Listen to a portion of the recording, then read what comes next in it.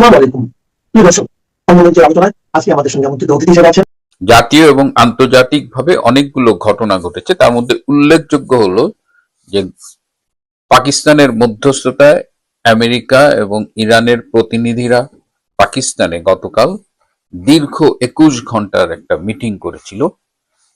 সেই মিটিং এর ফলাফল কি হলো আমরা সবাই জানি, সেটি ব্যর্থ হয়েছে এবং তার পৃথিবী জুড়ে কি ইম্প্যাক্ট, এর পাশাপাশি আমাদের জাতীয় সংসদের সদ্য বিদায়ী স্পিকার ডক্টর শিরিন শারমিন চৌধুরী, তিনি গ্রেপ্তার হয়েছিলেন 6 তারিখে এবং তার এক সপ্তাহের মাথায় তিনি জামিন পেয়েছেন।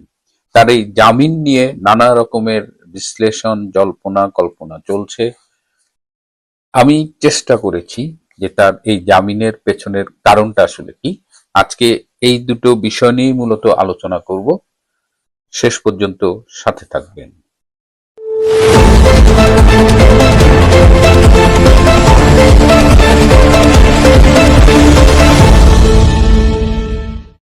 আসসালামু আলাইকুম এবং আদাব।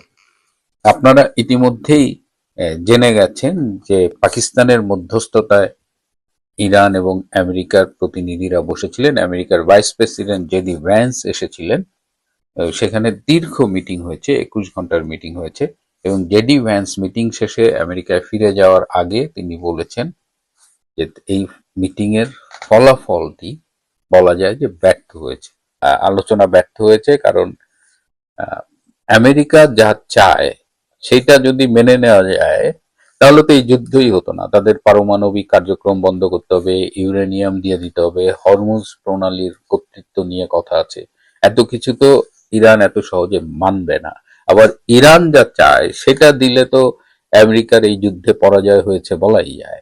সুতরাং এখন যে 2 সপ্তাহের একটা যুদ্ধবিরতি চলছে, যে যুদ্ধবিরতিটা পুরোপুরি মানা হয়নি, যখন ইসরায়েল লেবাননকে আক্রমণ করেছে, ইরান আবার মধ্যপ্রাচ্যে আক্রমণ করেছে। তো এখন এই সবাই এই মধ্যস্থতার এই বৈঠকটির দিকে তাকিয়েছিল, কারণ সারা পৃথিবীতে কিন্তু এটার একটা নেগেটিভ ইম্প্যাক্ট পড়ছে। তেলের দাম হু হু করে বাড়ছে এবং তেলের দাম বাড়লে শুধু তেলের দামের মধ্যে সীমাবদ্ধ থাকে না, তখন এইটার সাইড ইফেক্টস হিসেবে পুরো জীবনযাত্রার ব্যয় বেড়ে যায়, অনেক পণ্যের দাম বাড়ে। তো এই অবস্থায় সারা বিশ্ব আসলে তাকিয়েছিল এই মিটিংটার দিকে। এই মিটিংটা যদি ফ্রুটফুল হতো তাহলে এই মুহূর্তে এই ইরান আমেরিকা ইসরায়েলের এই সংঘাত, এই যুদ্ধ নিয়ে যে অস্বস্তি চলছে, অর্থনীতির উপরে যে চাপ পড়েছে, সেটির থেকে পৃথিবী বোধহয় একটু হাঁপ ছেড়ে বাঁচত। এখন যেহেতু বৈঠকটি ব্যর্থ হয়েছে, এখন টেনশন হলো যে 2 সপ্তাহের এই যুদ্ধবিরতি এর পরিণতি কি হবে, 2 সপ্তাহ পরে কি হবে। যদিও ইরান বলেছে ডিপ্লোমেসিতে আসলে শেষ বলে কিছু নাই, এটা কন্টিনিউয়াস প্রসেস। আমেরিকার দেশের ভেতরে যে পরিমাণ চাপ সৃষ্টি হচ্ছে তাতে ট্রাম্পের রাজনৈতিক অবস্থানটা কিন্তু বেশ দুর্বল হয়ে পড়েছে। উনি গত নির্বাচনে যেভাবে ল্যান্ডস্লাইড ভিক্টরি হয়েছিল সেই জায়গাগুলো কিন্তু প্রশ্নের মুখে পড়েছে। এখন সারা পৃথিবী আবার সেই উদ্বিগ্ন। আমি যে অস্ট্রেলিয়ার থেকে কথা বলছি, আমাদের সরকার এখন প্রতি লিটারে ভর্তুকি দিচ্ছে 25 সেন্ট। আবার কোনো কোনো রাজ্যে বাস ভাড়া একদম কমিয়ে এনেছে, পাবলিক ট্রান্সপোর্ট ভাড়া কমিয়ে এনেছে, নানানভাবে এটা অ্যাডজাস্ট করার চেষ্টা করছে। আমাদের প্রধানমন্ত্রী অ্যান্থনি অ্যালবানিজি ব্রুনাই গিয়েছেন সুলতানের সাথে কথা বলতে, যে ব্রুনাই থেকে কিভাবে তেল পাওয়া যায়। তো এভাবে নানা রকমের অ্যাডজাস্টমেন্ট চলতেছে। কিন্তু এই যে সারা বিশ্ব এই বৈঠকের দিকে তাকিয়েছিল, এই বৈঠকটি ব্যর্থ হলো এবং এর ফলে আমাদের সবার টেনশন বেড়ে গেল। কিন্তু পৃথিবীতে যে কয়টা দেশ এই উদ্বেগের মুখেও খুব স্বস্তিতে আছে, হ্যাঁ, এবং তার মধ্যে ধরেন যারা নিজেরা তেল প্রডিউস করে তাদের কথা বাদে অন্যান্য দেশের মধ্যে সবচেয়ে স্বস্তিতে আছে বাংলাদেশ। কেন বললাম এই কথা? কারণ বাংলাদেশের কোনো তেল ঘাটতি নাই। এটা আমার কথা নয়, এটা প্রতিমন্ত্রী শামা ওবায়দ বলছে। আজকেও একজন প্রতিমন্ত্রী এই কথা বলছে, তেলের সরবরাহে এবং মজুদে কোনো ঘাটতি নেই। এর আগে অনেক অনেক মন্ত্রী বলেছেন।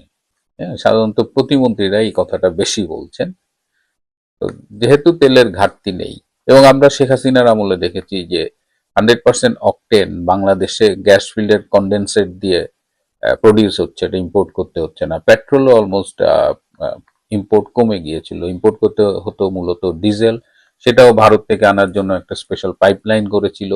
তো শেখ হাসিনার আমলে এই তেল গ্যাস এগুলোর ম্যানেজমেন্ট অনেক বেটার ছিল। কিন্তু এখন কেন জানি সেই অকটেনও নাকি আগের মতো পাওয়া যাচ্ছে না, পেট্রোলও পাওয়া যাচ্ছে না, ডিজেল তো ঝামেলার। আর হরমুজ প্রণালী আমরা শুনছি যে পৃথিবীর 20 থেকে 25% তেল এদিক দিয়ে যাতায়াত করে, কিন্তু বাংলাদেশের জন্য যে তেলটা আসে সেটা নাকি 80 to 90%ই নাকি হরমুজ প্রণালীর থেকে ভারত মহাসাগর হয়ে আসে। সুতরাং আমাদের জন্য হরমুজ প্রণালীর ব্যাপারটা অনেক বেশি ইম্পর্টেন্ট। কিন্তু মন্ত্রীরা যখন বলছে তেল পর্যাপ্ত মজুদ আছে, ঘাটতি নেই, তখন তো আমরা আসলে চরম স্বস্তিতে আছি। স্বস্তিতে আছি এটা কিভাবে বুঝবেন? আমাদের সম্মানিত প্রধানমন্ত্রী জনাব তারেক রহমান মনের আনন্দে সিনেমা দেখছেন। এর আগে তিনি একটা ইংরেজি সিনেমা দেখে এলেন, আবার দেখলাম তিনি মহিলা সমিতিতে গিয়েছেন, মঞ্চনাটক দেখলেন। যদি পরিস্থিতি স্বাভাবিক না থাকে তাহলে তো একজন প্রধানমন্ত্রী এরকম নিশ্চিন্তে সিনেমা নাটক দেখে বেড়াতে পারেন না। স্বাভাবিক পরিস্থিতিতে একজন প্রধানমন্ত্রী যদি একটু সিনেমা দেখতে যায়, মহিলা সমিতিতে যায়, তাহলে সমগ্র মঞ্চ নাটকটাই আসলে উৎসাহিত হয়, অনুপ্রাণিত হয়। মঞ্চ নাটকটা একসময় ভীষণ পপুলার ছিল। আমরা যখন ছাত্র ছিলাম বা প্রথম যৌবনে আমরা প্রচুর নাটক দেখতে গিয়েছি। তো সেই জায়গায় একটা প্রধানমন্ত্রী যায়, যদি শিশুদের নাটক দেখতে যায়, তো এগুলোর ডেফিনেটলি একটা পজিটিভ ইম্প্যাক্ট সোসাইটিতে পড়ে। সিনেমা উৎসাহিত হয়, যদিও এটা বিদেশি সিনেমা উনি দেখতে গিয়েছেন। তারপরেও কিন্তু এখন কি বাংলাদেশের অবস্থা আসলেই সেরকম যে একজন প্রধানমন্ত্রী নিশ্চিন্তে সিনেমা নাটক দেখে বেড়াবেন? এটা কিন্তু বিএনপির সমর্থকদেরই বিব্রত করছে, আমাদের কথা না। বিএনপি বলছে ভাই এটা কি বলেন তো। তো আমাদের এটা বাংলাদেশের মানুষকে যারা চেনেন তারা এটা নিয়ে সমালোচনা করবেনই। কিন্তু যেহেতু বাংলাদেশে তেল গ্যাসের কোনো ঘাটতি নাই, সমস্যা নাই, চরম স্বস্তিতে আছেন, প্রধানমন্ত্রী এগুলো করে বেড়াচ্ছে। কিন্তু মিডিয়ায়, পত্রিকায়, সামাজিক যোগাযোগ মাধ্যমে আমরা নানা রকমের ছবি দেখি। পেট্রোল পাম্পে 1 কিলোমিটার 2 কিলোমিটারের লম্বা লাইন, মোটরসাইকেলের উপরে ঘুমাচ্ছে। এই যে ছবিগুলো আমরা দেখছি, আমার কিছু বন্ধু ঢাকা থেকে বলেছে, এবং আমি একজনকে অনুরোধও করেছিলাম, সে 5টা পেট্রোল পাম্প ঘুরেছে রাতের বেলা এবং 5টাতেই দীর্ঘ লাইন। আমাদের ইউনূস আমলে কিছু মিডিয়া পার্সোনালিটিকে আমরা দেখেছিলাম, তার মধ্যে ডাস্টবিন শফিকের কথা আপনারা জানেন। একজন আছে আমেরিকায়, বাংলাদেশ এম্বাসির একজন প্রেস মিনিস্টার। তিনি আবিষ্কার করেছেন যে আমরা পত্রিকায় এবং সামাজিক যোগাযোগ মাধ্যমে যে ছবিগুলো দেখি, এই যে মোটরসাইকেলের উপরে ঘুমাচ্ছে, এই যে লম্বা মানে লাইন পড়ছে, এই সবই নাকি আর্টিফিশিয়াল ইন্টেলিজেন্স জেনারেটেড। বাংলাদেশে নাকি কোনো তেলের সমস্যা নাই। তো বাংলাদেশে তেলের সমস্যা নাই, প্রধানমন্ত্রী ঘুরে বেড়াচ্ছেন, তো আমরা তো নিশ্চয়ই ভালো আছি। সারা পৃথিবী উদ্বিগ্ন, আমার অস্ট্রেলিয়া উদ্বিগ্ন, আমেরিকা উদ্বিগ্ন, কানাডায় তেলের দাম বাড়ছে, সব জায়গায় তেলের দাম বাড়ছে, কিন্তু বাংলাদেশ এখন নাকে তেল দিয়ে মৌজ করে বেড়াচ্ছে, উইচ ইজ ফাইন। এবং যারা এই অপপ্রচার গুলো করছে, এই ছবিগুলো ছাপাচ্ছে, এগুলো সব আর্টিফিশিয়াল ইন্টেলিজেন্স দিয়ে করা। মানে দালাল আমি অনেক দেখছি, বয়স তো কম হলো না, কিন্তু এই লেভেলের দালাল, এই ধরনের, এই লেভেলের মিথ্যাবাদী আমার মনে হয় এই জীবনে কয়েকটা দেখিনি। যাই হোক, বাংলাদেশ স্বস্তিতে থাকলে আমাদের সবারই ভালো লাগার কথা। পর্যাপ্ত তেল গ্যাস আছে, আপনারা টেনশন করবেন না।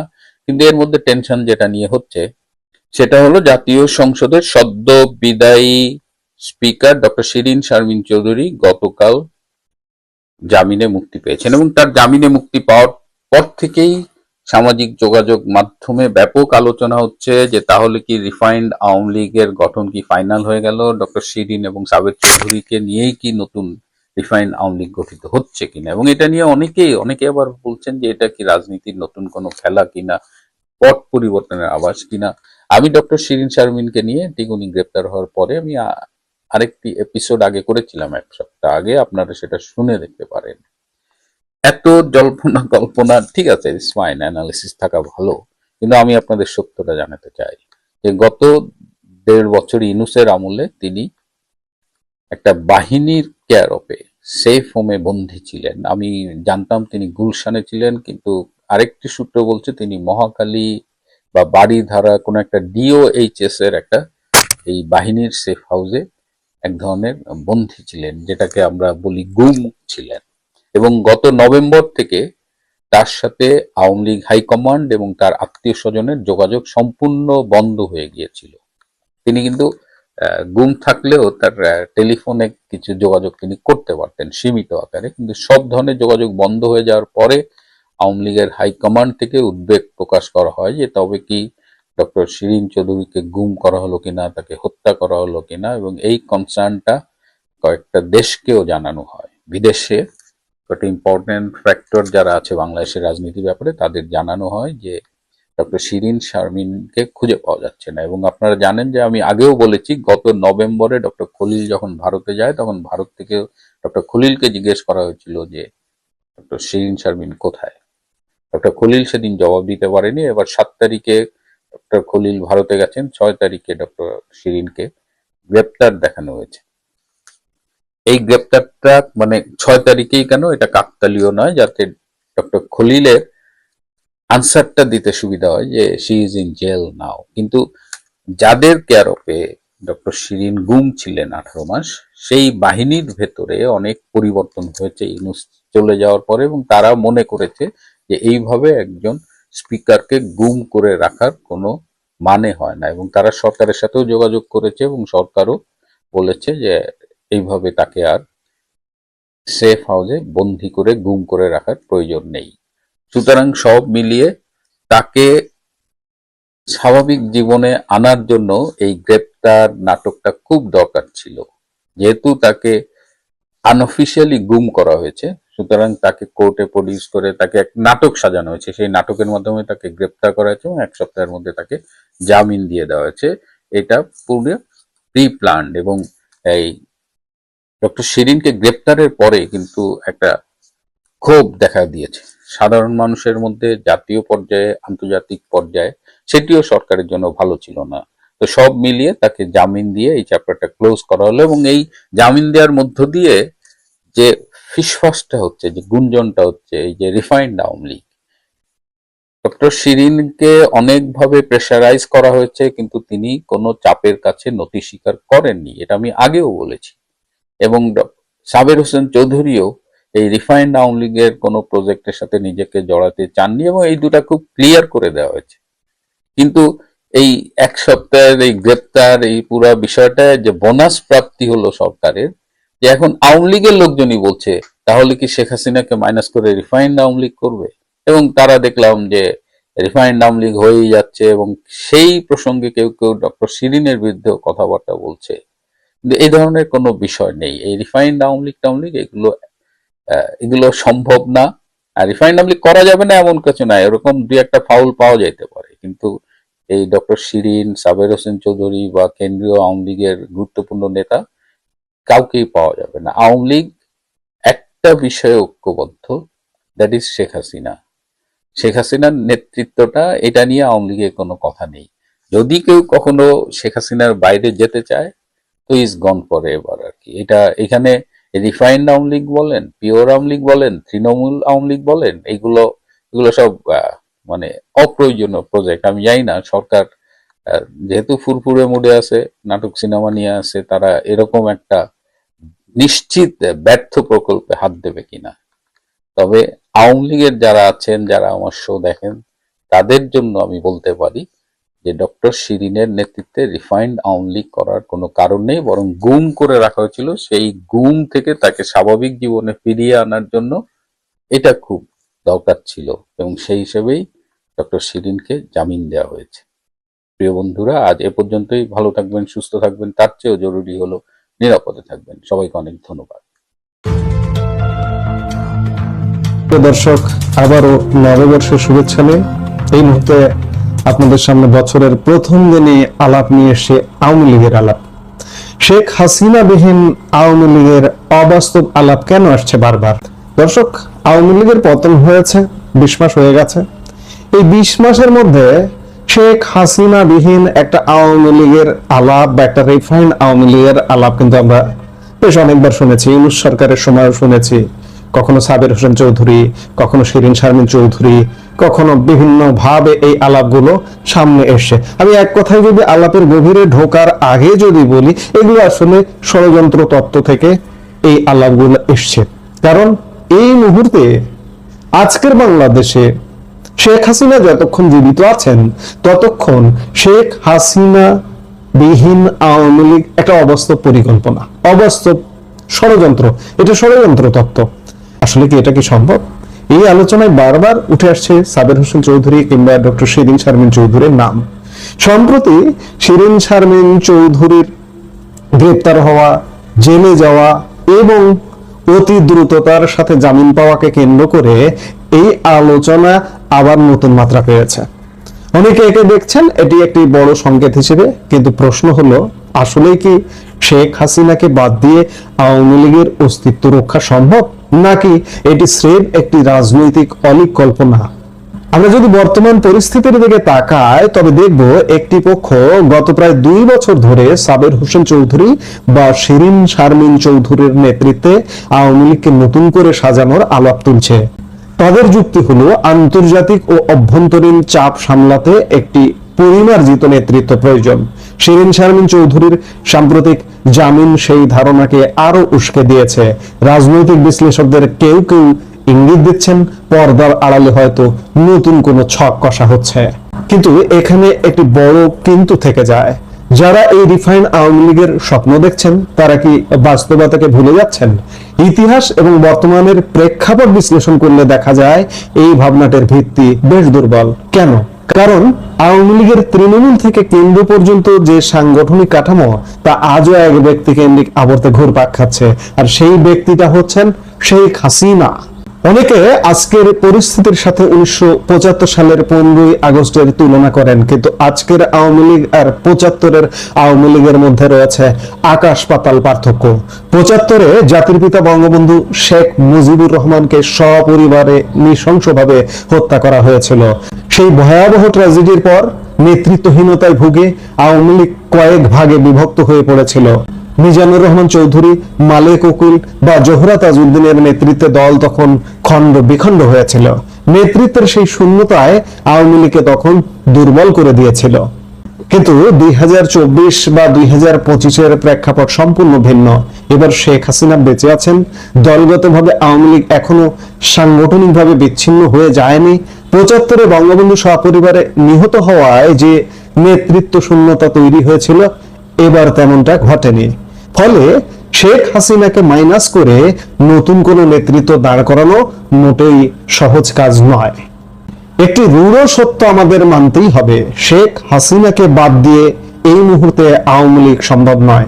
দলটির সমর্থক এবং তৃণমূল কর্মীদের কাছে শেখ হাসিনাই শেষ কথা। গত 15.5 বছরের শাসনামলে তিনি দলকে যেভাবে নিয়ন্ত্রণে রেখেছেন সেখানে অন্য কারো সমান্তরাল নেতৃত্ব গড়ে ওঠার সুযোগই ছিল না। কাজেই আওয়ামী লীগ আগামীতে যে রূপে আসুক না কেন কিংবা রাজনীতিতে যেভাবে ঘুরে দাঁড়ানোর চেষ্টা করুক না কেন, তা শেখ হাসিনার অনুমোদন এবং শেখ হাসিনার তত্ত্বাবধানে হতে হবে। হ্যাঁ, আপাতত যদি কেউ এখানে দায়িত্ব পালন করেন, ধরুন বিদেশি অতিথিরা আসছেন, আওয়ামী লীগের সাথে বৈঠক করবেন, কাউকে খুঁজে পাচ্ছেন না, হতে পারে সাবের হোসেন চৌধুরী, হতে পারে শিরিন শারমিন চৌধুরীদের সাথে তারা আলাপ করছেন বা দলীয় ন্যূনতম কর্মকাণ্ড চালাচ্ছেন। সাবের হোসেন চৌধুরী দেশে আছেন, শিরিন শারমিন চৌধুরী দেশে আছেন, দুজনই অ্যারেস্ট হয়েছিলেন, অ্যারেস্ট হয়ে স্বল্পতম সময়ে দুজনই জামিন পেয়েছেন। কাজে শেখ হাসিনার তত্ত্বাবধানে এবং অনুমোদনে তারা জাস্ট প্রতিনিধিত্ব করতে পারেন, কিন্তু তাদের নেতৃত্বে আওয়ামী লীগ গঠিত হবে এগুলো আসলে কেউ কোনো জায়গা থেকে এগুলো ষড়যন্ত্র তত্ত্ব হিসেবে সামনে হাজির করা হয়, যেগুলোর আসলে কোনো ভিত্তি নেই। আর একটু কথা বলে নেওয়া ভালো, শিরিন শারমিন চৌধুরী অ্যারেস্ট হলেন, দীর্ঘদিন আত্মগোপনে থেকে অ্যারেস্ট হলেন, জেলে গেলেন।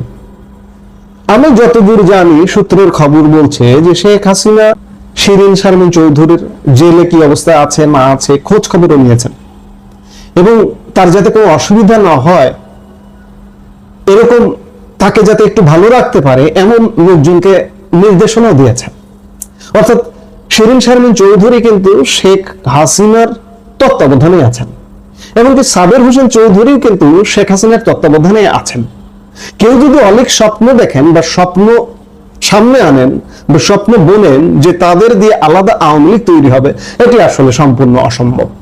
মুদ্রা কথা হলো, শেখ হাসিনার সংকেত ছাড়া সাবের হোসেন চৌধুরী বলুন বা শিরিন শারমিন চৌধুরী বলুন, দলের একক নিয়ন্ত্রণ কেউ নিতে পারবেন না, এমনকি তৃণমূলও তা গ্রহণ করবে না।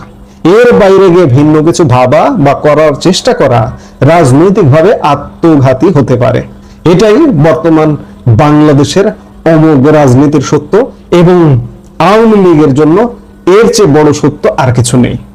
রিফাইন আওয়ামী লীগের থিওরি কাগজে কলমে শুনতে ভালো লাগলেও রাজপথের রাজনীতিতে এর প্রয়োগ অত্যন্ত কঠিন। শিরিন শারমিন চৌধুরীর জামিন বা সাবের হোসেন চৌধুরীর গ্রহণযোগ্যতা হয়তো দলের জন্য কৌশলগত সুবিধা আনতে পারে, কিন্তু তা শেখ হাসিনার বিকল্প হিসেবে নয়, বরং তার নির্দেশনার অংশ হিসেবেই কার্যকর হতে পারে। ৭৫-এর আওয়ামী লীগের মতো এবার দল ভেঙে টুকরো হয়নি, কারণ এর মূল কাণ্ডারি এখনো দৃশ্যপটে আছেন। আপনার কি মনে হয়, শেখ হাসিনাকে ছাড়া কি আসলে আওয়ামী লীগ নতুন করে ঘুরে দাঁড়াতে পারবে, নাকি যে কোনো পরিবর্তন তার হাত ধরেই আসবে? আমাদের কমেন্ট বক্সে আপনার মতামত জানান। এই মুহূর্তের ভিডিও থেকে বিদায় নিতে চাইছি। সবাই ভালো থাকুন, সুস্থ থাকুন, দেখা হবে পরবর্তী ভিডিওতে। আমাদের ভিডিওগুলো নিয়মিত পেতে সাবস্ক্রাইব করুন Sajjad Kadir and the legends YouTube channel এবং লাইক, কমেন্ট, শেয়ার করে সাথে